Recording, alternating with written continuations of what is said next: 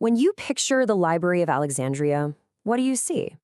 I'm willing to bet it's a scene of chaos, a single massive fire with flames licking up the sides of pillars, consuming the collected wisdom of the entire ancient world. Well, let's get into it because that powerful image, the one we all know, it might just be the biggest piece of fiction the library ever produced. Right? This is the story we've all heard. It's cinematic, it's easy to grasp, and honestly, it gives us one single dramatic event to blame for this incredible loss. The idea that all that knowledge just turned to ash in one terrible night. So is that the real story? The short answer is not even close. The truth is way more complicated, and it was drawn out over hundreds of years. It's a story not just about destruction, but about incredible ambition, mind-blowing innovation, and a kind of slow creeping decay that, believe it or not, has some serious lessons for our own digital age. So, here's our game plan. We're going to completely dismantle that myth. First, we'll see how the library was so much more than a building. It was a true engine for knowledge. Then we'll talk about some of the ghosts in its archives, amazing ideas that just vanished. After that, we'll do a little forensic investigation into the slow-motion catastrophe that actually brought it down. And finally, we'll connect it all to today and see how this is one lesson we still haven't quite learned. Okay, first things first, we have to get this idea of a dusty, quiet library out of our heads. This place wasn't just a building full of scrolls. No, it was a massive state-sponsored project, and it was basically born from cultural imperialism. See, after Alexander the Great died, Ptolemy I took over Egypt. He had all the money in the world, but he didn't have the cultural street crowd of a place like Athens. So what was his solution? He decided to steal the mind of the world and stick it all in Alexandria. And right away, let's bust a huge misconception. It wasn't just one library. There were actually two. You had the main royal library, the Bruchion, which was like an exclusive, high-tech research institute inside the palace walls. Then you had the daughter library over in the Serapeum Temple, which was open to the public. Think of it like a main research campus and a public branch. They served totally different purposes, and as we're about to find out, they met very different ends. And when I say Ptolemy wanted to collect knowledge, I mean he was aggressive about it. Their fund of the ships policy was just wild. By law, any ship that docked in Alexandria was searched.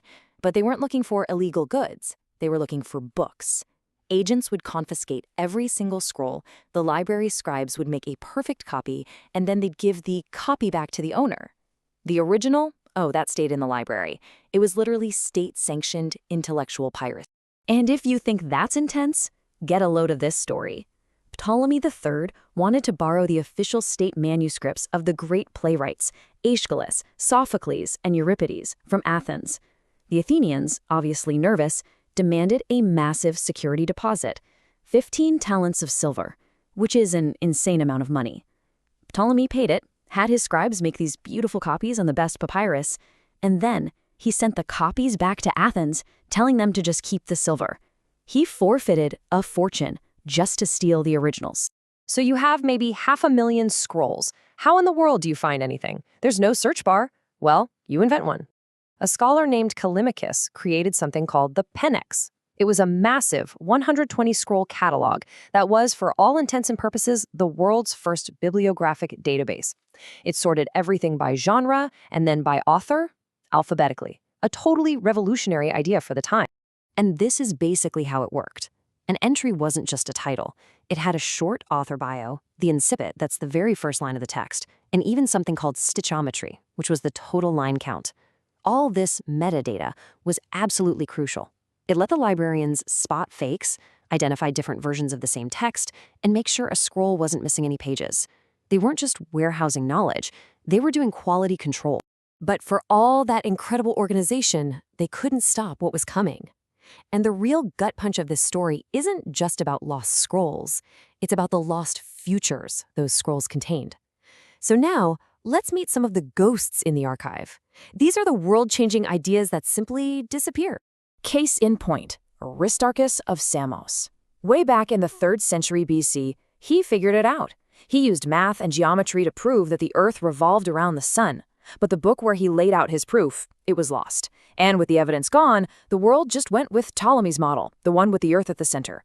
A model that stuck around for another 1,500 years, until Copernicus basically had to do all the math over again from scratch. Imagine that, a 1,500 years setback. Or how about Sistibius, the father of pneumatics?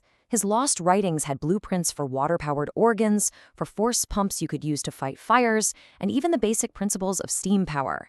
So why didn't the ancient world have an industrial revolution? Well, because in an economy that ran on slave labor, these incredible machines were just seen as clever toys.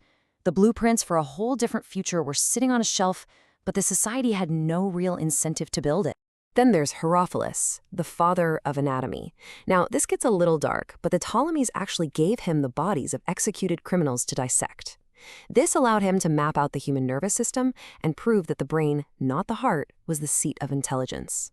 But later, when the library's funding dried up and religious dogma put a stop to human dissection, all his detailed maps were lost.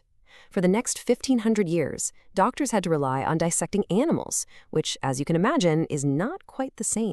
So we've seen all this incredible knowledge that was lost. The big question is, who's to blame? This is where we start our investigation and where we finally put that single fire myth to bed. The truth is, the destruction of the library was a slow-motion catastrophe, and there were a lot of culprits.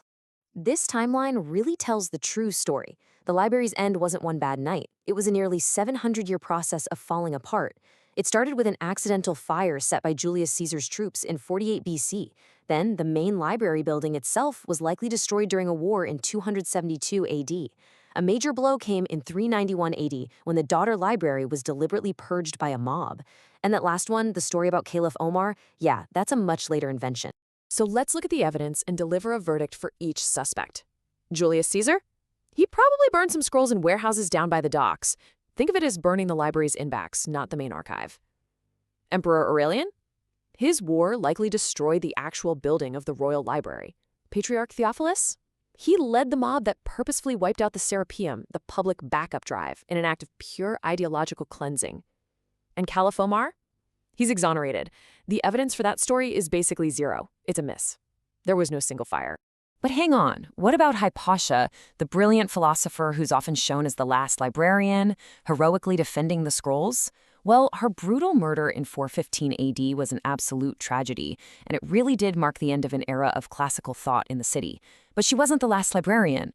The royal library building was gone for over a century, and the daughter library had been destroyed 24 years before she was killed. She's a powerful symbol of the end of an age of reason, not the end of a building. And all of this brings us to the final and maybe the most important part of the story, because this isn't just about ancient history. The real lesson here is one we still haven't learned, and the echo of Alexandria is all around us. This quote just nails it. The Library of Alexandria didn't die in a fire. The real causes of death were things like budget cuts, when the rulers stopped funding the acquisition and copying of scrolls. It was ideological purges, when scholars were exiled for having the wrong ideas. It was plain old indifference, when that spirit of open inquiry was replaced by rigid dogma. The flames weren't the murder weapon. They were just the cremation of a body that was already cold. And that leaves us with one last, kind of chilling question. Today, we've swapped out papyrus scrolls for massive server farms and the cloud. We've built our own universal library. But is it really any less fragile? Is our collective memory safe from the modern versions of budget cuts, political turmoil, or just simple creeping neglect? The ultimate lesson from Alexandria is that knowledge is incredibly fragile, and its greatest threat isn't one big, spectacular fire. It's the slow, quiet erosion of the will to keep it safe.